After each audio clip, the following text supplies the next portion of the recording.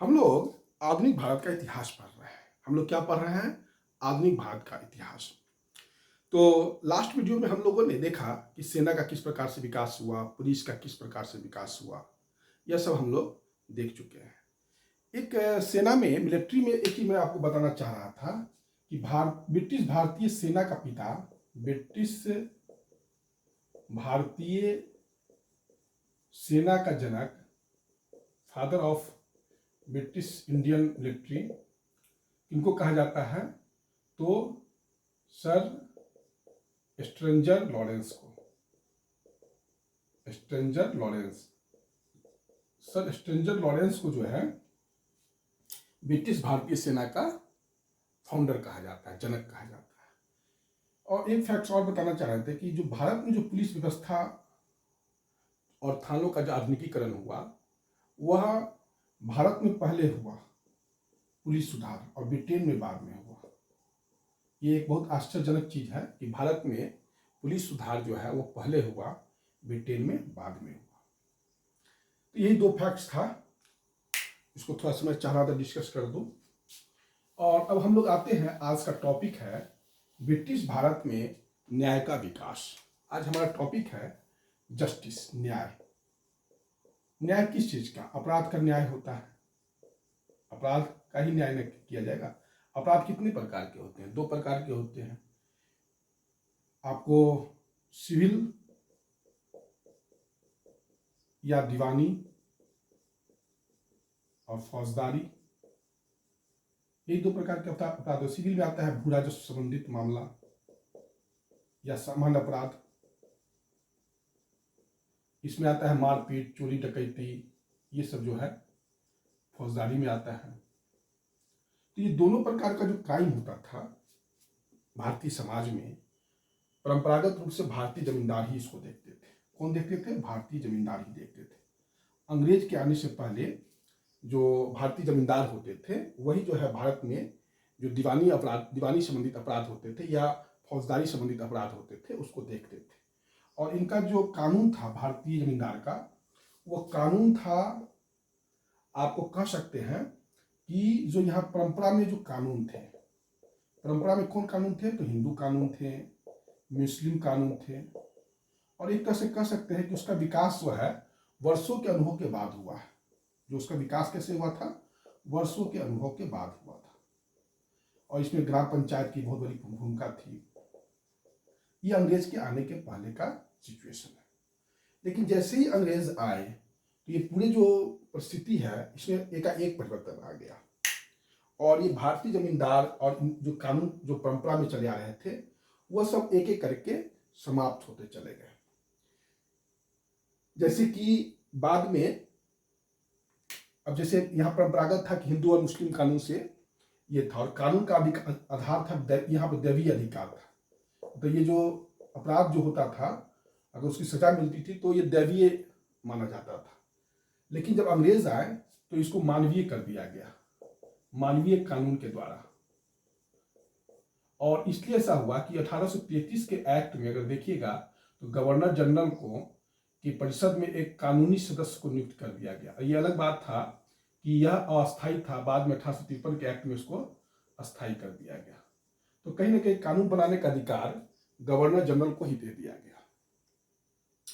तो धीमे धीमे जो है आप कह सकते हैं कि जो परंपरागत न्याय प्रणाली थी वो धीमे धीमे समाप्त होती चली गई, और उसके जगह पर एक आधुनिक जो शासन प्रणाली है, जो मानवीय कानून बने, और जो जिसका विधि का शासन, जिसका आधार था विधि का शासन। ये अलग बात है कि विधि का शासन के समक्ष जो है यह अविधि था, क्योंकि ये लोकतांत्रिक नहीं था, यह ब्रिटेन के द्वारा आयातित था। और दूसरा बात है कि कानून के समक्ष समानता, जो कानून थे उसमें भारत में रहने वाले सभी लोगों के साथ समानता था। यहाँ पहले क्या होता था कि ब्राह्मण का अपराध, शूद्र के अपराध से जो सजा होती थी वो ध्यान में रखा जाता था। लेकिन अंग्रेज जब आए तो उन्होंने जो है कानून के समक्ष सब कुछ समान कर दी, इक्वल कर दिया। लेकिन व्यवहार में ऐसी बात नहीं थी। वहाँ भी जो था यूरोपीय होते थे, अगर यूरोपीय अपराध करते थे तो उसका फैसला यूरोपीय जज ही करते थे। जिससे मैंने आपको इलवर्ड बिल विवाद बताया था रिपन के समय, और उसके कारण को रिपन को जो वायसराय थे वो त्याग पत्र देना पड़ा था। तो कहने का अर्थ कि यह ऐसा पालन नहीं होता था, लेकिन ये कहने के लिए विधि का शासन था और कानून के समक्ष समानता था। अब हम लोग आते हैं भारत में ब्रिटिश शासन की जो न्याय प्रणाली है उस पर। यह थोड़ा सा बैकग्राउंड है जो आपको एक समझ बनाने में फायदा करेगा। यह क्लास वैसे प्रारंभिक परीक्षा ओरिएंटेड है, लेकिन मैं इतना इंसाइट देना क्या कोशिश करता हूँ कि प्रारंभिक परीक्षा में भी कोई कंसेप्ट का क्वेश्चन आए तो आप वहाँ पर उसको गलती ना करें। लेकिन आप चाहिएगा तो इसका मुख्य परीक्षा में उपयोग कर सकते हैं, कोई दिक्कत नहीं आएगा। देखिए, भारत में जो ब्रिटिश प्रणाली शासन न्याय प्रशासन को शुरू करने का श्रेय जाता है वारेन हेस्टिंग्स को। ये कौन शुरू किया था? वारेन हेस्टिंग्स ने शुरू किया था। वारेन हेस्टिंग्स ने क्या किया? हर जिला में एक जिला दीवानी अदालत बनाया, एक जिला दीवानी अदालत बनाया और जिला फौजदारी अदालत बनाया। ठीक, फौजदारी को निजामत भी कहा जाता है, इसलिए इसमें दिक्कत मत सोचिएगा। अब जिला दीवानी अदालत का जो प्रमुख होता था वो डीएम होता था, जिला कलेक्टर होता था। और ये कैसे काम देखता था? तो मुंसिफ काजी वगैरह जो होते थे, भारतीय काजी या पंडित, उनकी सहायता से काम देखता था।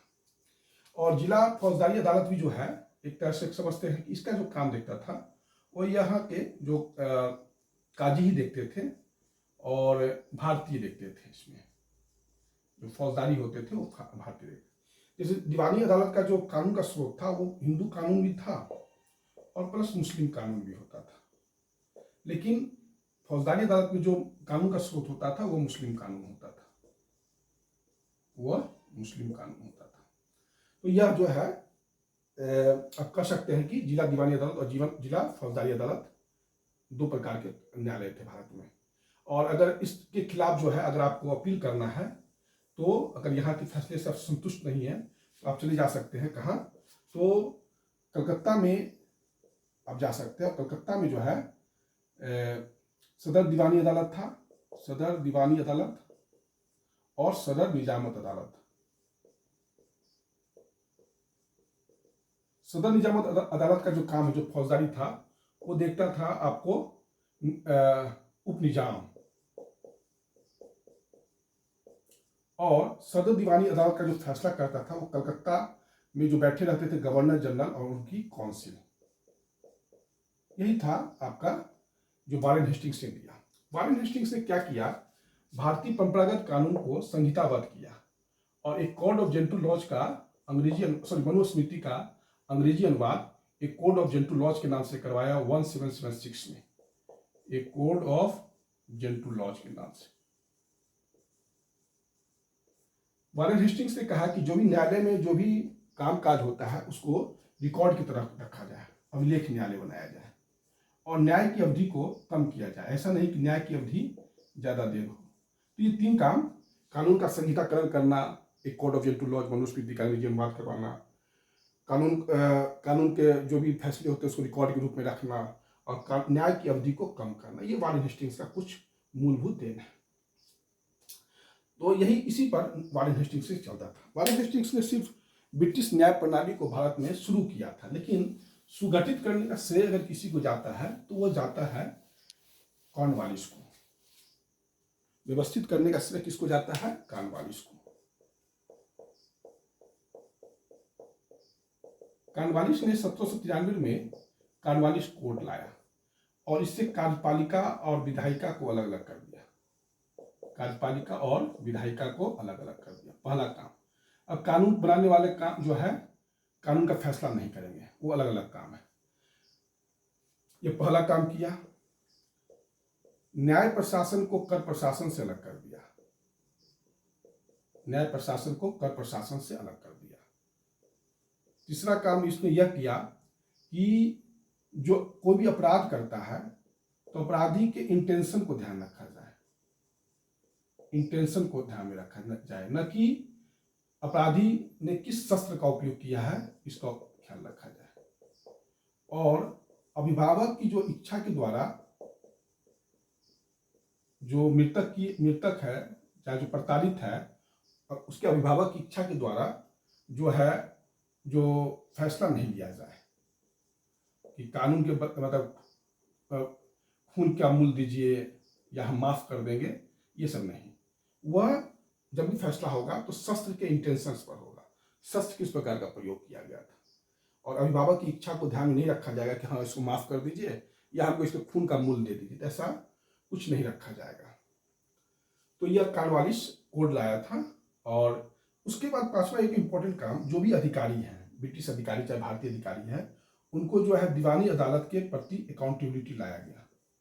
तो दीवानी अदालत में आज भी देखिएगा कोई अधिकारी गलत काम करता है तो उनको कोर्ट में हाजिर होना पड़ता है, तो इसकी प्रथा कॉर्नवालिस ने ही शुरू किया था। मान लीजिए कोई डीसी जो है कोई गलत काम करता है तो यहाँ के जज को पावर है कि वो यहाँ बुला सकता है उनको अदालत में कि आप ऐसा काम क्यों किए। तो ये सारा जो है एक कॉर्नवालिस कोड के द्वारा ये लागू कर दिया गया। जो मुस्लिम फौजदारी कानून थे वो मुस्लिम आधार पर ही चलते थे, लेकिन मुस्लिम में क्या था, मुस्लिम कानून में कि अगर कोई आदमी अपराध करता है तो हाथ के बदले हाथ काट दीजिए, आंख के बदले आंख निकाल लीजिए, तो उसको अब इतना प्रतिशोधात्मक नहीं बनाया गया, कॉर्नवालिस ने उसको कुछ मानवीय बनाया। लेकिन कॉर्नवालिस के सारे सुधार जो है एक तरह से कह सकते हैं कि अमीर वर्ग के हित में थे। कानून अब महंगा हो गया, कानून क्या हो गया, महंगा हो गया। कानून जो है साधारण लोगों की समझ से बाहर रहता था और काफी देर लगता था। तो एक तरह से कह सकते हैं कि यह जो है उस समय के जो सम्राट वर्ग, मतलब जो धनी वर्ग थे, वही इसका इस्तेमाल कर लेते थे। जो साहूकार हुए, महाजन हुए, या जमींदार हुए, या अंग्रेज बागान मालिक हुए, ये सब इसका फायदा कर लेते थे, मतलब फायदा उठा लेते थे। और न्याय में काफी देर होती थी, न्यायालय में जो है काम का भार बढ़ गया। ये सब इस समय जो कुछ हुआ। अब कॉर्नवालिस ने क्या सुधार किया न्यायालय में वो देख लीजिए। तो कॉर्नवालिस ने दो प्रकार के सुधार किए, दीवानी न्यायालय में सुधार और फौजदारी न्यायालय में सुधार। जो दीवानी न्यायालय था, जिला दीवानी अदालत होता था, जिला दीवानी अदालत। पहले कौन होते थे, डीएम होते थे हेड। अब डीएम को हटा दिया गया, अब उसके जगह जिला जज लाया गया। कौन लाया गया, जिला जज लाया गया। ये यूरोपीय ही होते थे। ये कौन होते थे, यूरोपीय होते थे। और डीएम को हटा के जिला जज लाया गया, और ये सिविल नागरिक सेवा के ही सदस्य होते थे। तो एक तरह से डीएम से, जो डीएम के हाथ में परंपरागत ढंग से न्याय प्रशासन और राजस्व प्रशासन का अधिकार था, उसको कॉर्नवालिस ने अलग अलग कर दिया, क्योंकि कॉर्नवालिस को डर था कि एक ही व्यक्ति में जो है दोनों पावर नहीं देना चाहिए, भू राजस्व का भी पावर और न्याय का पावर भी। तो इसलिए इसने डीएम से भू राजस्व का पावर तो दे दिया, लेकिन न्याय का जो पावर था वो छीन कर जिला जज को दे दिया। ये जिला दीवानी अदालत के नीचे जो होते थे वो रजिस्ट्रार की अदालत होती थी, रजिस्ट्रार की अदालत होती थी। और यहां पर भी यूरोपीय बैठे होते थे। जब आप कह सकते हैं कि न्याय प्रणाली का उसने यूरोपीयकरण कर दिया। और रजिस्ट्रार की अदालत के नीचे जो होते थे वह होते थे सदर अमीन का पद, ये सब जो है पद होता था। मुंसिफ, ये सब न्यायालय होते थे, मुंसिफ का न्यायालय, सदर अमीन का न्यायालय, ये सब जो न्यायालय होता था।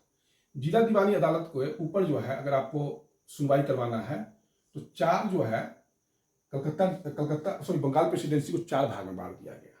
तो कुछ क्षेत्रीय न्यायालय स्थापित किए गए, क्षेत्रीय न्यायालय स्थापित किए गए। कहाँ कहाँ, तो ढाका, मुर्शिदाबाद,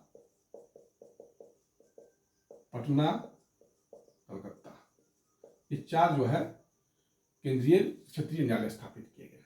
और इसके ऊपर जो है अगर आपको जाना है तो जाइए सदर दीवानी अदालत है जो कलकत्ता में बैठा हुआ है, और वो जो है आपका फैसला करेगा। वहां पर गवर्नर जनरल रहेगा और गवर्नर जनरल का काउंसिल रहेगा, ये फैसला वो करेगा। तो ये दीवानी अदालत का ये पैरामीटर है। सदर अमीन और मुंसिफ का जो न्यायालय है ये भारतीयों को दिया गया है। ये काफी नीचे का पद होता था और ये भारतीयों को दिया गया।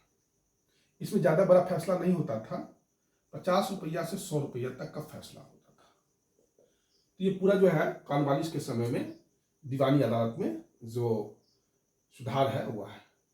इसको थोड़ा सा देख लीजिएगा। सबसे ऊपर है, सबसे नीचे है सदर अमीन या मुंसिफ का न्यायालय, उसके ऊपर है सदर अमीन या मुंसिफ का न्यायालय भारतीयों को दिया गया, और यहाँ पर 50 रुपया से 100 रुपया तक का ही फैसला होता था। उसके बाद रजिस्ट्रार की अदालत आया। रजिस्ट्रार की अदालत में यूरोपीय फैसला करते थे, और रजिस्ट्रार की अदालत के ऊपर था जिला दीवानी अदालत, जिला दीवानी अदालत जो वारेन हेस्टिंग्स ने डीएम को पावर दिया था उसे कॉर्नवालिस ने छीन लिया और डिस्ट्रिक्ट जज पद का सृजन किया। और वहां पर उस पद पर यूरोपीय ही बैठते थे और ये नागरिक सेवा के सदस्य होते थे। इस प्रकार डीएम को उसने शक्तिशाली होने से वंचित कर दिया, क्योंकि एक व्यक्ति में राजस्व का पावर देना और न्याय का पावर देना कहीं से भी ठीक नहीं है। और जिला दीवानी अदालत के ऊपर 4 जो है क्षेत्रीय न्यायालय स्थापित किया।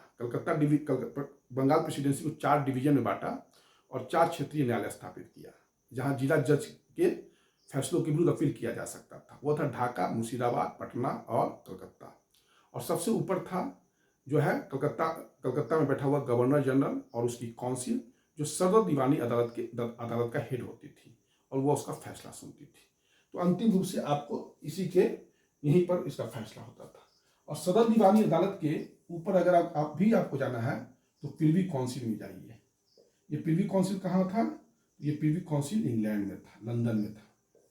अगर आपको यहाँ के न्याय प्रणाली से संतुष्ट नहीं है तो आप प्रिवी काउंसिल में जा सकते हैं, लेकिन प्रिवी काउंसिल में वही आदमी जा सकता है जो लंदन जाने का अर्थ समझ ही रहे हैं कि उनके पास उतना पेइंग कैपेसिटी होनी चाहिए। तो ये है दीवानी अदालत का कुछ काम।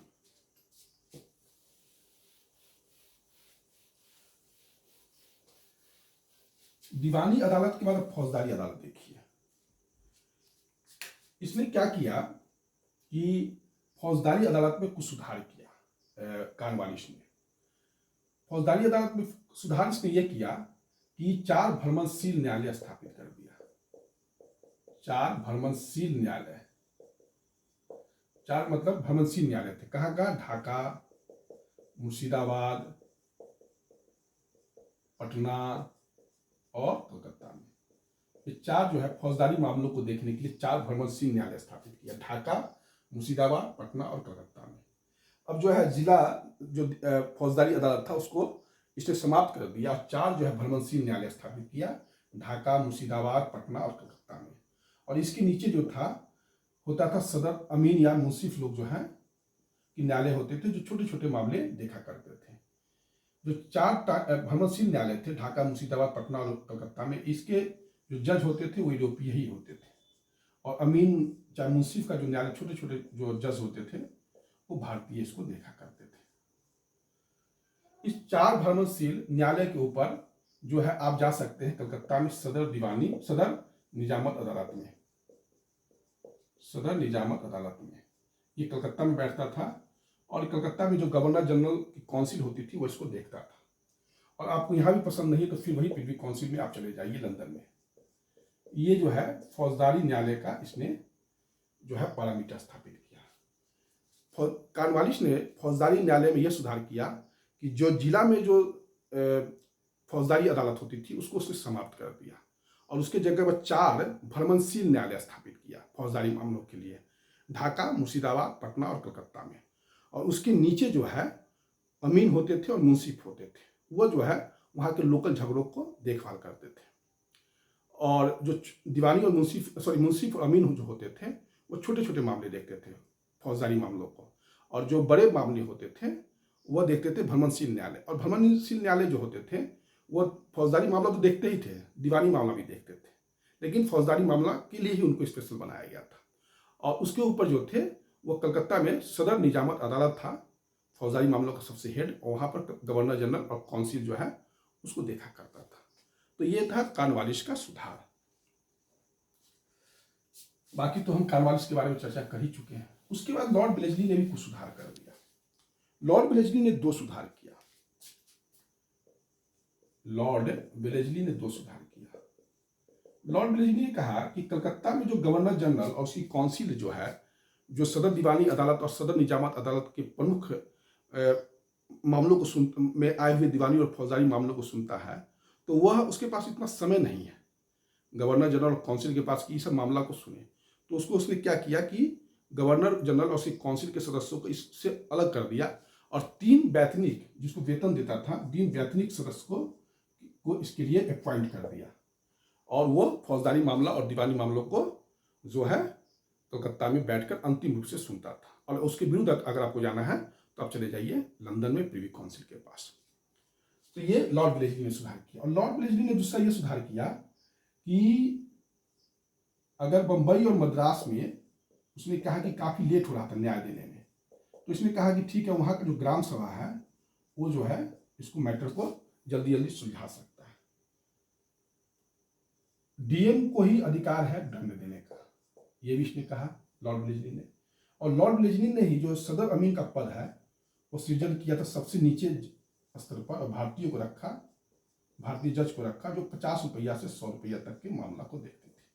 तो ये लॉर्ड वेलेस्ली का कुछ सुधार है। लॉर्ड वेलेस्ली का सुधार यही है कि जो सदर दीवानी अदालत और सदर निजामत अदालत में जो अपील आता था निचले न्यायालयों से, उसको सुनने में गवर्नर जनरल और इन काउंसिल के पास समय नहीं रहता था, तो उनको इस पदभार से मुक्त कर दिया और 3 ऐसे लोगों को चुना जिनको वेतन मिलता था और दीवानी मामलों और फौजदारी मामलों को सुनते थे। और उसके ऊपर अगर आपको सुनवाई करवाना है तो लंदन चले जाइए प्रिवी काउंसिल के पास। तो ये फौजदारी, ये लॉर्ड वेलेस्ली का सुधार है। बंबई और मद्रास में जो है ग्राम सभाओं को जल्दी न्याय देने के लिए उसने कुछ अधिकार दे दिया। दंड देने का अधिकार डीएम को ही दिया, और सदर अमीन जो छोटे छोटे पद थे जज के न्यायालय के, वो भारतीयों को दिया, जहां 50 रुपया से 100 रुपया तक के मामलों की सुनवाई होती थी। अंतिम जो महत्वपूर्ण सुधार हुआ वो लॉर्ड विलियम बेंटिक किया। लॉर्ड विलियम बेंटिक किया। लॉर्ड विलियम बेंटिक के समय 1833 का एक एक्ट आया था, और गवर्नर जनरल की काउंसिल में 3 सदस्य होते थे, अब उसको 4 कर दिया। चौथा सदस्य जो होता था वह होता था आपका, एक तरह से कह सकते हैं कि अस्थायी होता था, उसको लॉर्ड मैकाले को बनाया गया था, और लॉर्ड मैकाले ने विधि को संहिताकरण किया था, बहुत कुछ उसने बताया था। खैर, यहाँ पर हम लोग लॉर्ड विलियम बेंटिक ने क्या किया, पहले जो फारसी भाषा में न्यायालय की भाषा थी फारसी, इसने फारसी को हटा दिया और उसको उसके जगह पर ऊपरी न्यायालय में अंग्रेजी और निचले न्यायालय में जो है आपका स्थानीय भाषा का प्रयोग हुआ। जो न्यायालय की भाषा पहले फारसी थी उसको हटा दिया, फारसी की जगह पर अगर आपको नीचे के न्यायालय में काम करवाना है तो स्थानीय भाषा का प्रयोग होगा, और ऊपर के न्यायालय में जाना है तो आपको अंग्रेजी भाषा का प्रयोग होगा। ये लॉर्ड बेंटिक का पहला सुधार है। दूसरा सुधार है कि उसने 4 भ्रमणशील न्यायालय को समाप्त कर दिया। 4 भ्रमणशील न्यायालय को समाप्त कर दिया, और जो जिला डीएम को ये पावर दे दिया कि आप जो है उस चीज को सुनिए, जो फौजदारी मामला आता है उसको सुनिए। और मृत्युदंड का मामला है तो 2 जज कम से कम होना चाहिए, तभी मृत्युदंड का फैसला दिया जा सकता है। क्योंकि कलकत्ता में जो सदर दीवानी अदालत था और सदर निजामत अदालत था उसका काफी उसको प्रेशर पड़ता था, तो इसने क्या किया, बेंटिक ने इलाहाबाद में एक जो है सदर दीवानी अदालत खोला और सदर निजामत अदालत खोल दिया इलाहाबाद में, लॉर्ड विलियम बेंटिक ने। और इसने भारतीयों को छोटे छोटे पद पर, जो सदर अमीन का पद था या मुंसिफ का पद था, इस पर इसने नियुक्त किया। तो ये लॉर्ड विलियम बेंटिक के समय में कुछ सुधार हुआ था। लॉर्ड विलियम बेंटिक के बाद 1853 का एक्ट आया था। 1853 का एक्ट आया था, और 1853 के एक्ट में भी जो है द्वितीय विधि आयोग का गठन किया गया था। और द्वितीय विधि आयोग की रिपोर्ट के आधार पर जो है आईपीसी, सीपीसी आदि का जो है लॉर्ड मैकाले ने इसका निर्माण किया था। आईपीसी, सीपीसी, ये सब जो है सिविल प्रोसीड्यूर कोड, ये सब है भारतीय दंड संहिता, ये सब जो है निर्माण किया गया था। उसके बाद 1861 में जो है 3 न्यायालय की स्थापना की गई। कहां कहां किया गया, तो कलकत्ता, बंबई और मद्रास। 1863 में इलाहाबाद में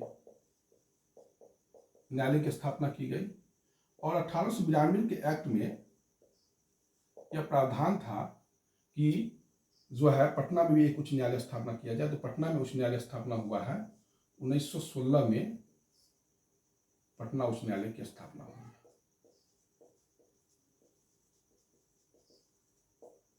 तो यही है आपका ब्रिटिश काल में न्याय का विकास। इसी के साथ यह वीडियो आज समाप्त हो रहा है। न्याय प्रणाली पर जो भी आपको क्वेश्चंस आएंगे वह इसी के अंतर्गत आएंगे, इसके अलावा कहीं कोई क्वेश्चन नहीं आएगा। मैं ऐसे कहता हूँ तो हूँ कि यह प्रारंभिक परीक्षा के लिए ही है, लेकिन अगर आप इसको ठीक से वीडियो देखते होंगे तो आप भी इस निष्कर्ष पर जरूर पहुँचते होंगे कि ये वीडियो प्रारंभिक परीक्षा के साथ साथ समानांतर परीक्षा के लिए और वैकल्पिक विषय के लिए या इंटरव्यू में या निबंध के प्रश्न पत्र के लिए यह वीडियो काफ़ी फायदेमंद है। इसी के साथ मैं ये वीडियो समाप्त कर रहा हूँ। धन्यवाद।